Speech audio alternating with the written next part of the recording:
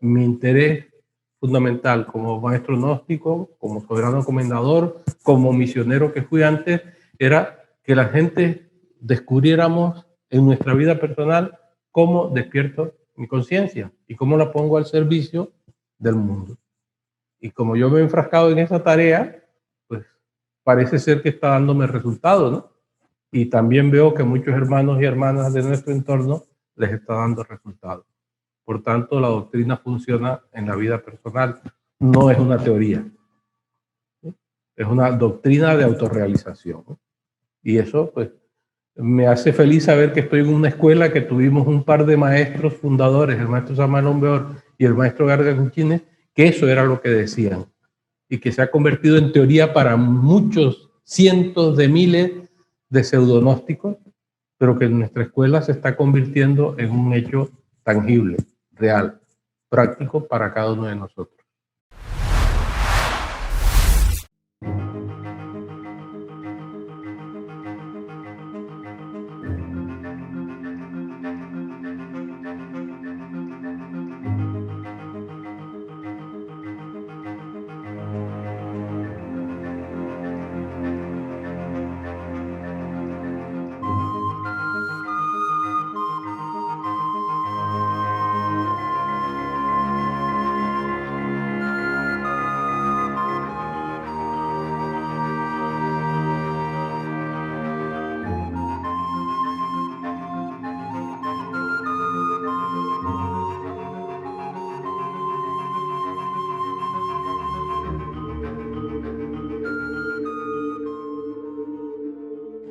Creo que el primer congreso que yo dirigí fue el de Bolivia, si mal no recuerdo. Pero, en fin, son cosas que, como digo, siendo historia y habiendo documentos, la mejor forma de testificarlos todos es sacando los documentos de quienes los tengan, que es lo que se ha estado haciendo, ¿no? Recoger información documental, porque cada uno tiene recuerdos distintos de cada evento. Yo quería mostrar, tal vez Faustino también lo tiene, si se ve, este Abraxas es todo dedicado al Congreso de Bolivia. Ahí está cronológicamente lo que se hizo, el discurso del patriarca inaugural, su postulado, y desde ahí hay una cosa muy importante que él dice en uno de sus discursos, que él no entró en la gnosis para estar recogiendo qué quieren los demás, sino que lo que va a plantear es lo que ha hecho desde entonces, que es enseñar el camino, el despertar, etcétera, que me parece una congruencia increíble. Este Abraxas, Faustino, tal vez lo tienes tú. Aquí está todo lo del Congreso de Bolivia, cambio y fuera. Sí, yo lo tengo. Sacando el Congreso de la Paz, porque fue el primero donde asistió como soberano comendador, pero ese Congreso, pues, yo lo recuerdo como un caos, porque eran rumores de divisiones, de peleas, de jaleo, por todos los días había una historia diferente de las divisiones y de lo que estaba sucediendo. Entonces, el recuerdo que yo tengo para mí en ese sentido es de caos, ¿no? Pues el Congreso muy bien organizado, muy bonito, con sus presentaciones y todo, pero a nivel de institución, unos rumores de división y peleas y de la mañana a la noche era en este plan. Entonces, ya hablando del Congreso de Quito del 2001 y el de San Gil y ahora el de Guayaquil, yo noto un cambio total en la dinámica de los congresos. Fue una dinámica muy diferente. Los congresos anteriores estaban como organizados en reuniones de los diferentes en comisiones de estudio, y a partir del Congreso de Quito en el 2001 los congresos eran dedicados no a estas comisiones, sino al énfasis en la meditación, la oración, como eran congresos retiro al mismo tiempo, donde estábamos todos en la misma sede y se ha hecho un programa. Decía que la dinámica de estos congresos es una dinámica completamente diferente porque es organizados en retiro. Entonces cambió completamente. Se creó desde mi punto de vista, se creó como una hermandad más profunda entre todos los asistentes, porque nos veíamos desde la mañana a la noche, todos en el mismo sitio, comíamos juntos y participábamos de las diferentes actividades, sobre todo de oración, de meditación. Entonces, desde ese punto de vista, para mí, son completamente diferentes a los congresos que se estaban realizando con anterioridad. No puedo decir cuál uno más bonito que otro, no, sino completamente diferentes, ¿no? Entonces, desde este punto de vista, y retomando desde cuando fue nombrado soberano comendador, prácticamente lo primero que hizo fue escribir el libro de misión, donde deja con su delineamiento claro de lo que va a ser su misión, valga la redundancia, su misión durante su periodo, pues, y lo ha ido cumpliendo y desarrollando paso a paso a medida que ha transcurrido el tiempo. Entonces, ahí está prácticamente resumido lo que puede ser su legado, ¿no? Su contribución a las instituciones. Entonces, no, gracias. Gracias. Esto me hace recordar exactamente, quizás el libro al que te refieras sea Camino Esotérico. Sí, la estructura de Camino Esotérico, que es en lo que se plantea la creación de la escuela en base a las enseñanzas del maestro Samael, de 3 cámaras, ¿no? Pero sin perder de mente yo que el maestro Samael dice que las terceras cámaras pues, pasan a los mundos internos, el que quiera, incluido el tema del sumo, ¿no? O sea, que despierten, y de hecho el hermano José Luis pone, creo que fue el día de ayer, un audio del maestro Samael donde insiste en la idea de que hay que despertar a los mundos internos para recibir las enseñanzas de labios a oído y hablar directamente con los dioses, toda esta inquietud que él tenía porque las personas saltasen desde el estado en el que se está a través de la gnosis a un estado deidificado.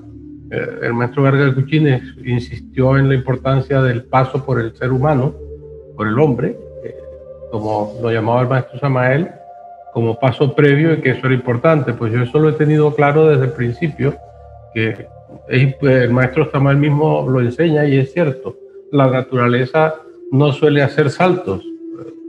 Si acaso hace un salto en un momento dado, esos cambios genéticos de las especies, pero no es una cosa continua en todas las especies.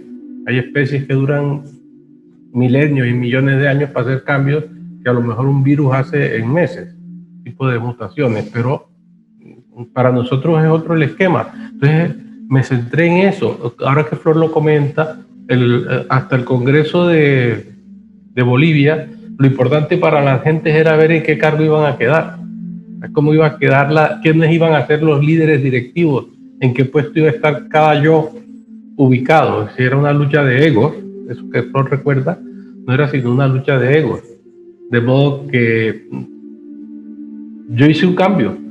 No, la doctrina gnóstica no está hecha para eso, está hecha para lo que luego Flor relató en lo que se convirtieron nuestros primeros congresos, y prácticamente casi todos encerrados en un espacio en el que estábamos haciendo vivencia gnóstica. Estábamos orando, estábamos meditando, hacíamos retiros, aparte de los congresos.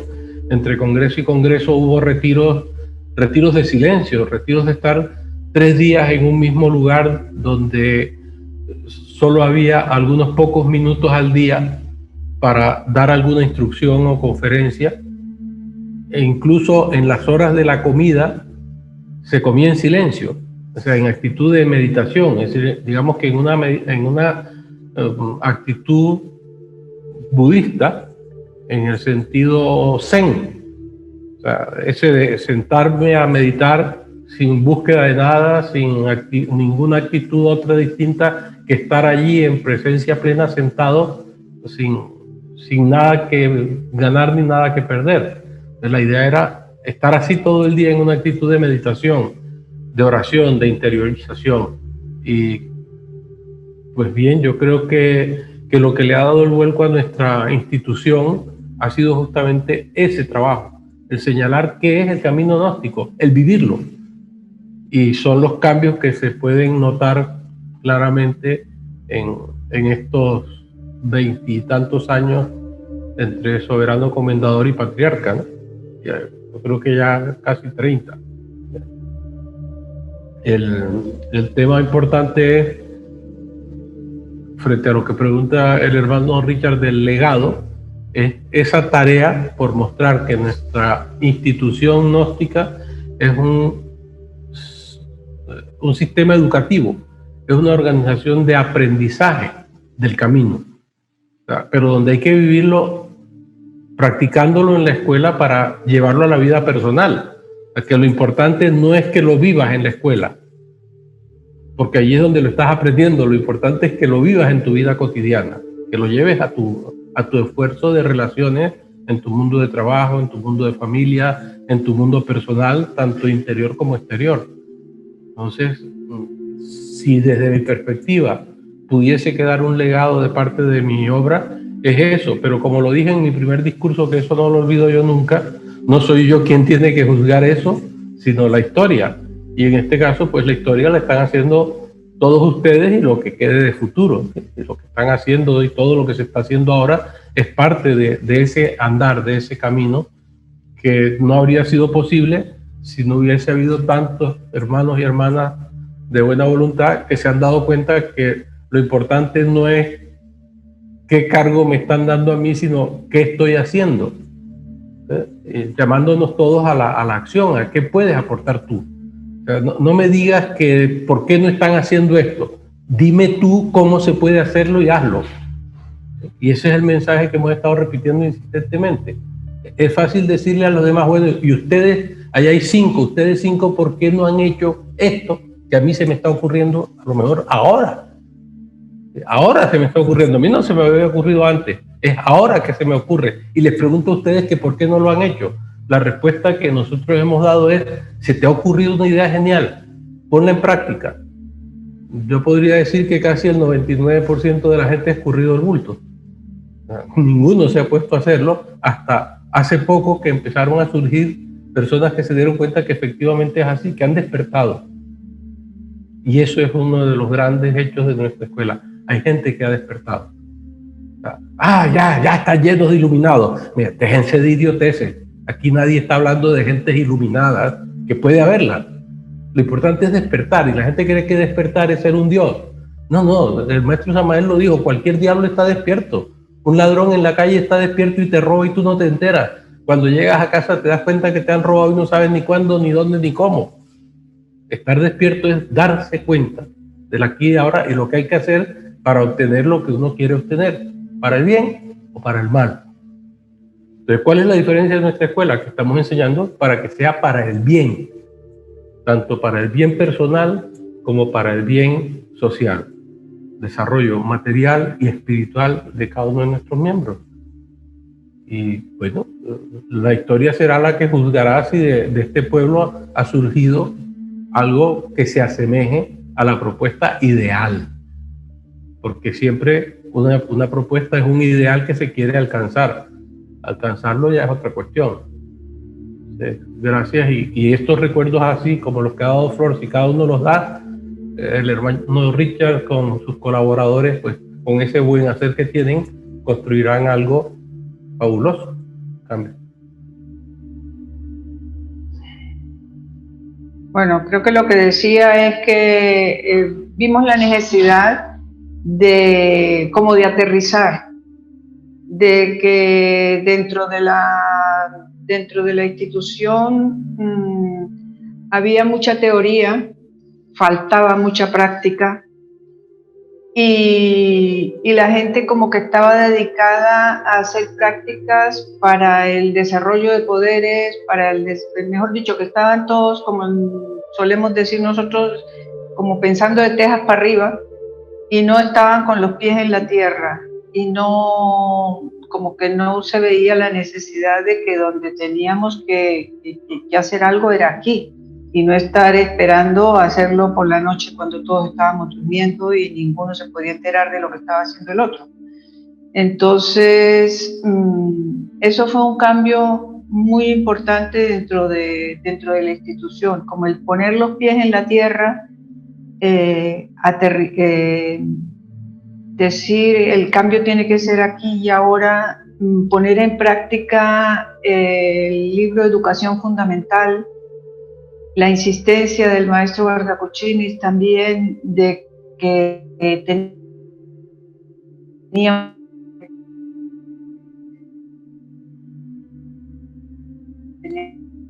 Flor, te perdimos nuevamente. Que nos estaba en la que estábamos, a la que cada uno pertenecíamos, pero no con pero contribuir simplemente como buenos ciudadanos y practicar con el ejemplo. Entonces, para mí esto fue un cambio bastante importante dentro de la institución. Sí, yo recuerdo en Cartagena, en el Congreso del 91, donde se hablaban de las comisiones y de las comisiones, y se encerraban y después venían y hacían planteamientos, pero se quedaba así, nada más en estructurar cosas y estructurar cosas, y después pasaba el Congreso, eso se guardaba y se empezaba a desempolvar unos meses antes del próximo Congreso, y el trabajo de campo no se veía, ¿sí? Entonces, si algo he comentado mucho con el hermano Faustino y otros hermanos, es que yo les decía, el maestro Jorge nos ha bajado la tarea, porque mucha gente confundida, mucha gente que pensaba en los poderes, y muchos estudiantes que se leían el libro de medicina oculta, ya se creían médicos, ya se creían trascendidos, ya se creían que se sabían la doctrina y que podían con ello andar por el mundo, ¿no? Y se vio mucho desquiciado, porque yo los vi así, desquiciados, que iban a casa y yo te curo, y mejor dicho, más poderes que el maestro Samael. Entonces, eso del poder, pues es un comportamiento humano antiquísimo, y siempre ha dado para esas guerras y luchas, porque en el Congreso de Bolivia, como bien lo dice Flor, también se empezó como a cambiar ese modelo, donde no habían comisiones, pero sí habían plenarias de trabajo diario, en donde participábamos todos.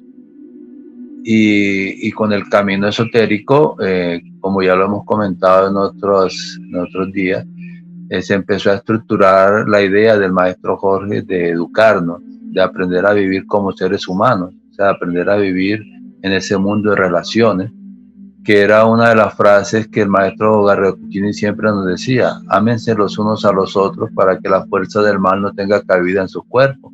Esa era la frase con que él siempre nos despedía. Entonces, eso del amor, pues es muy fácil hablarlo, ¿no? Muy fácil decirlo. Pero en el 2001 hicimos un retiro en Barranquilla de pura meditación, de puro trabajo de oración y meditación.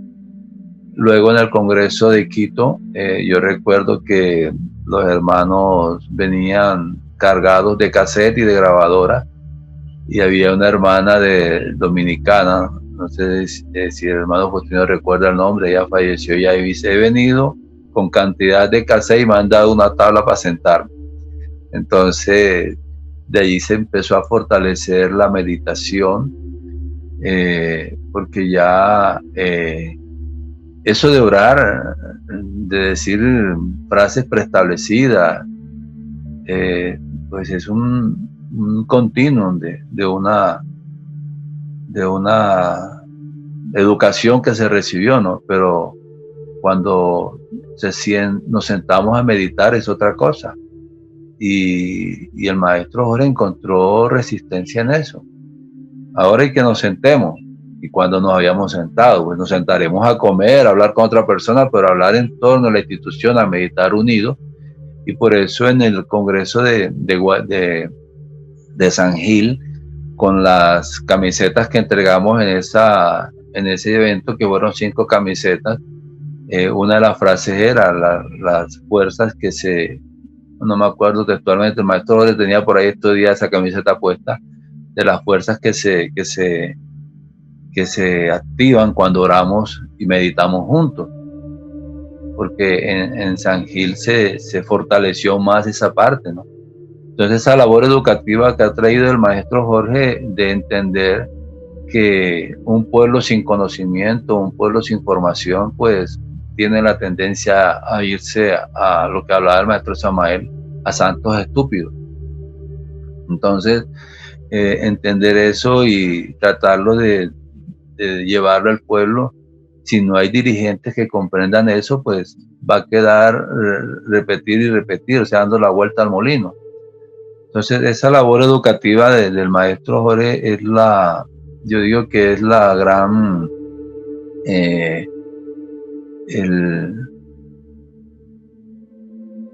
el trabajo que nos toca a nosotros hacer, educar, formar, por muchas cosas, porque repetir una frase del maestro Samael, pues lo dice en la conferencia,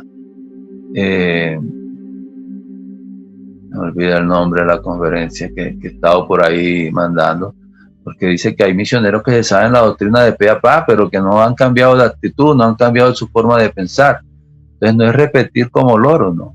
No es repetir y repetir lo que dijo el maestro Samael con los 3 puntos que él le ponía a sus comentarios o a sus escritos, sino hacer, o sea, ¿qué dices tú? Como dice el maestro Jorge, porque la gente, es que el maestro Samael dijo, pero ¿qué dices tú? ¿Qué has experimentado tú? ¿Qué dices tú de eso? Entonces es hacia donde el maestro Jorge nos ha ido llevando, a que generemos nuestro propio conocimiento con base en nuestro trabajo, con base en nuestra experiencia, que no es fácil, ¿no? Porque sentarse a meditar y reflexionar, analizar, no es fácil, no es fácil. El hermano Faustino iba a decir algo. Quiero volver a la propuesta o al planteamiento que hiciste inicialmente, con que hay que cerrar los ciclos, y me parece pertinente ponernos tareas. Yo voy a investigar el tema del soberano comendador. Yo tengo un archivo donde reposan cartas y documentos que el soberano comendador envió en su momento, y voy a intentar encontrar ahí en los archivos la fecha de su nombramiento como soberano comendador, o que nos acerquemos a esa fecha. Y la propuesta es que de pronto nos fuéramos poniendo tareas, y yo me autopongo esta de buscar lo del soberano comendador y hacer un resumen de lo acontecido en el Congreso de Bolivia. Como decía la hermana Flor, fue un congreso convulsionado. Recordamos por las noches que no podíamos dormir, nos tocó reunirnos todos en el cuarto del hermano Saúl, unos casi encima de otros en las camas. La situación era complicada, inclusive hubo una hermana muerta, ¿no? Del grupo de Ecuador, una hermana que murió en no sé si en La Paz, pero venía ya mala, ya venía enferma. Yo recuerdo en el bus cuando veníamos de las ruinas de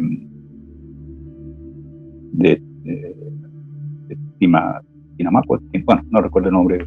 Taco sería. Sí, veníamos en un bus y la hermana venía bastante mal.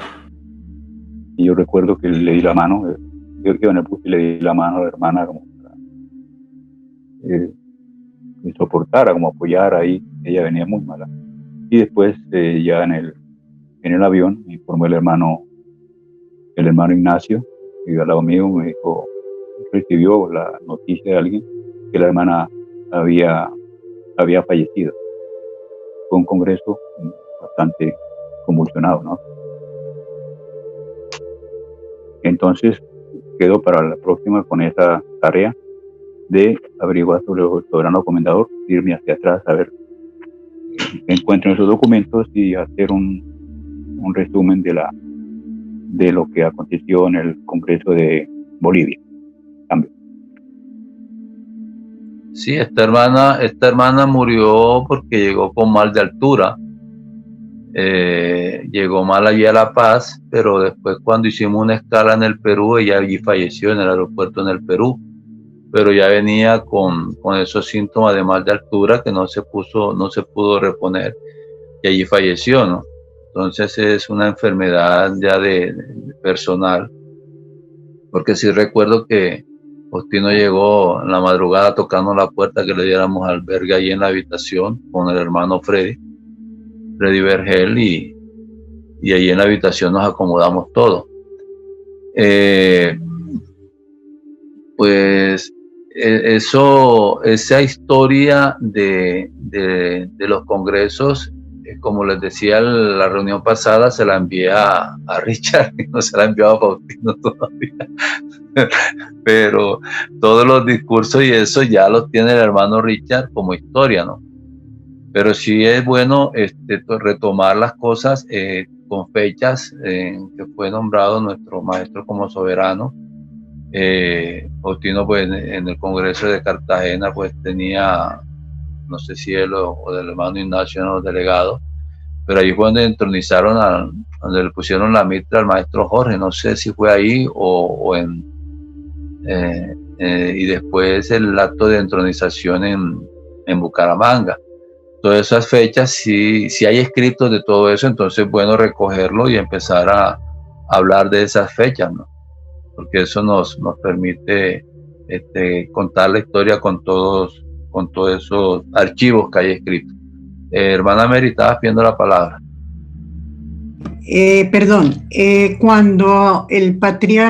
Cuando fallece el maestro Garga Cuchinis, Ernesto ya tenía casi un año en Irak y yo tenía 2 meses. Y nosotros duramos allí 6 años, así que yo no viví ninguna de estas cosas, pero cuando regresamos, el patriarca le pidió a Ernesto que fuera el delegado de Venezuela. Yo después tengo documentos, entonces yo los he encontrado porque he estado justamente revisando, y yo sé que tengo fechas de estos sucesos, de cuando es nombrado el soberano comendador. Inclusive hay un documento en el que el patriarca legalizó después del Congreso de Quito, que también que es dirigido la parte que tenía que ver con Venezuela. Yo me puedo comprometer a volver a mirar sobre estos papeles y fotografiarlos y mandárselo aquí al hermano Richard, al grupo de Labios Oídos, ¿verdad? Mandárselo para lo que le pueda ser útil. A lo mejor hay algo repetido, pero yo sé que tengo bastantes documentos porque los he visto ahora que he estado en toda esta tarea de revisión, así que yo me comprometo a mandárselos en esta semana, en 2-3 días. Cambio y fuera.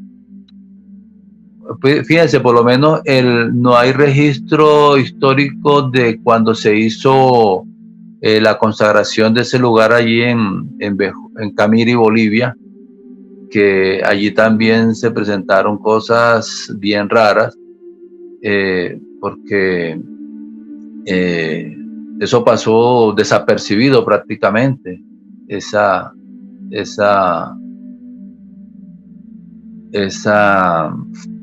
inauguración que hizo el maestro allí, eso pasó desapercibido.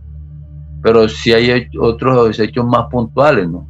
El recordar todo lo que estamos planteando aquí con fechas y eso, ¿no? porque yo recuerdo que uno de los temas banderas que impactó mucho fue la educación en libertad, que fue uno de los temas que el maestro Jorge sacó, educación en libertad, que fue un tema, un folleto, un escrito que se trabajó mucho, ¿no? Sobre qué era educar en libertad, ¿sí? Y que había ese problema, porque yo recuerdo que no solo en Colombia, cuando se empezó a hablar de esos temas, ¿y dónde están esos documentos? Nadie los tenía. O sea, llegaban y los archivaban, como decía Flor, o sea, todo se iba guardando, todo se iba acumulando, pero no se estudiaba. Ahora, después cuando empezaron a hacerse todos esos talleres de esos temas que planteaba el maestro, pues cuando empieza como a reverdecer esa labor que el maestro ha propuesto, ¿no? Pero se llegaba y se guardaba, no se estudiaba. Inclusive que una vez en un tema planteado por el maestro, hubo un hermano que duró como 2 años trabajando sobre eso, porque son temas que para entenderlo hay que estudiarlo, hay que meditarlo, hay que analizarlo. Entonces, a esa técnica de análisis, de reflexión y de estudio es la que nos ha venido trayendo el maestro Jorge. Y Faustino me comentaba la vez pasada, que ayer lo comentaste en tu conferencia, sobre esa pared que se encontraba una hermana que te decía que haber entendido al maestro Jorge, haber entendido porque ella se encontraba con una pared con la propuesta del maestro Samael. Entonces eran muchos testimonios de la gente que ir al absoluto, imagínate. Entonces, si nos perdemos en la ciudad, ahora voy al absoluto. Entonces, hablar con los arcángeles. Sí, salida en astral y todo eso, o sea, que llegó a mucha gente a desviarse del camino, ¿no? Porque recuerdo en Bucaramanga había un hermano, y el hermano Polo, el hermano Polo, el papá del hermano Ignacio, una vez me dijo, no, con el hermano fulano de tal no se puede hablar porque siempre está en almuerzos en el tribunal del karma, o está reunido con el arcángel tal, con el hermano no se puede hablar, siempre está ocupado. Sí, el hermano José Luis, y disculpe que intervenga, el hermano José Luis Santisteban me lo ha dicho varias veces, dice, nosotros en segunda cámara, yo recuerdo cuando estaba empezando, maestro, todo lo que nos enseñaban eran discusiones sobre quién era más valiente, si el que cogía el camino al absoluto o el que se quería ir al nirvana. Y las discusiones eran cómo se tomaba esa decisión para poder ir por el camino gnóstico.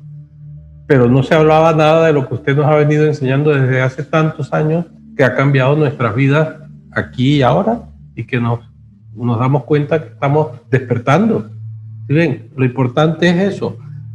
La gente sueña que son gnósticos hablando, como dijo Flor, que usaba el maestro Samael, de tejas para arriba, ¿sí?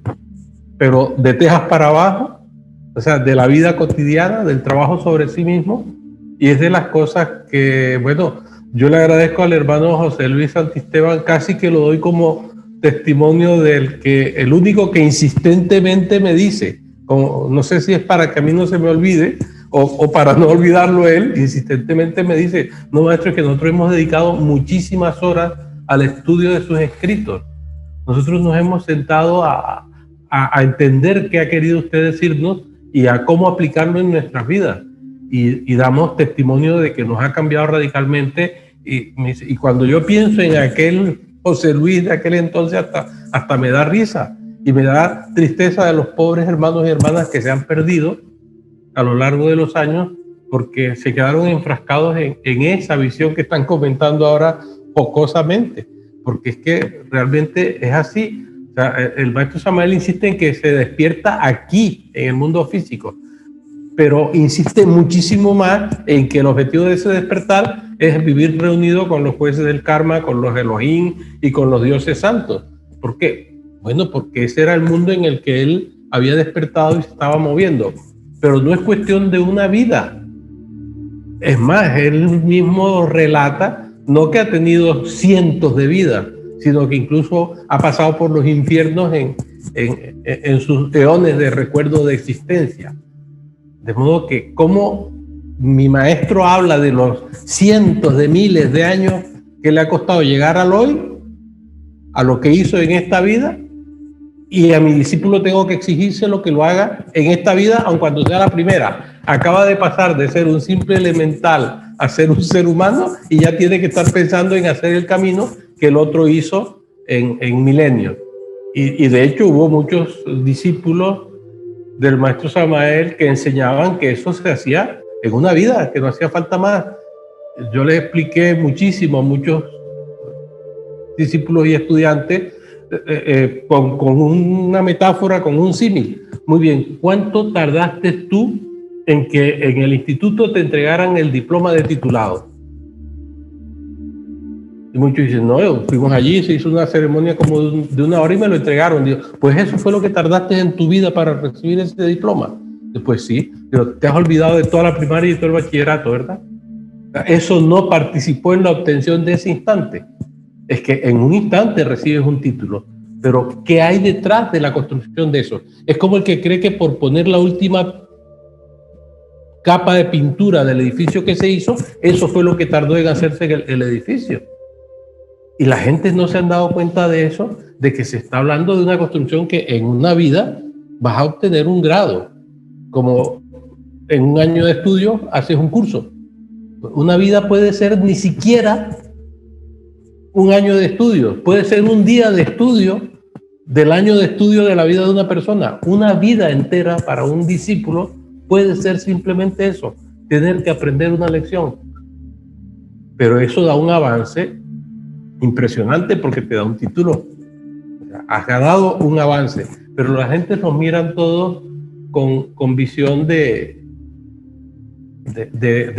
la vida contemporánea en la que estamos, que tocas un botoncito y no solo se enciende la luz de la casa, incluso la casa ya te habla y te contesta y te dice qué quieres tú, y te enciende el automóvil y te conecta con China y te da las noticias mundiales extractadas.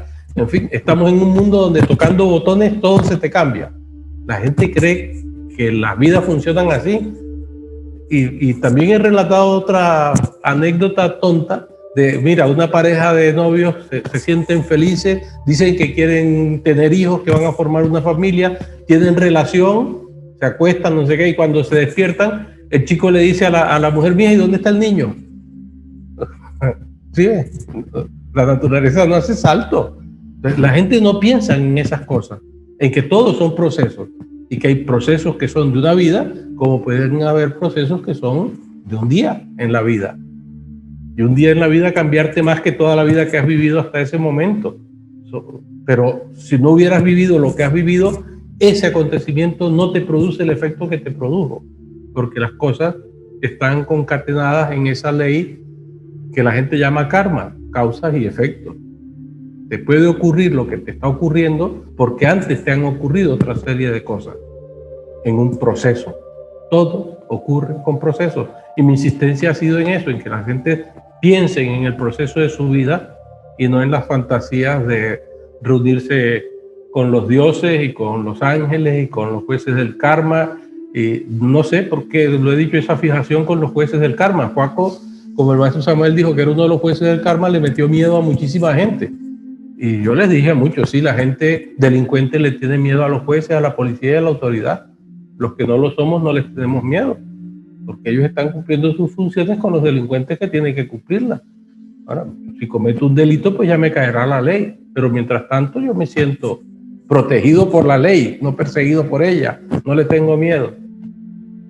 Y el maestro habla de las distintas leyes, aprender a trabajarlas.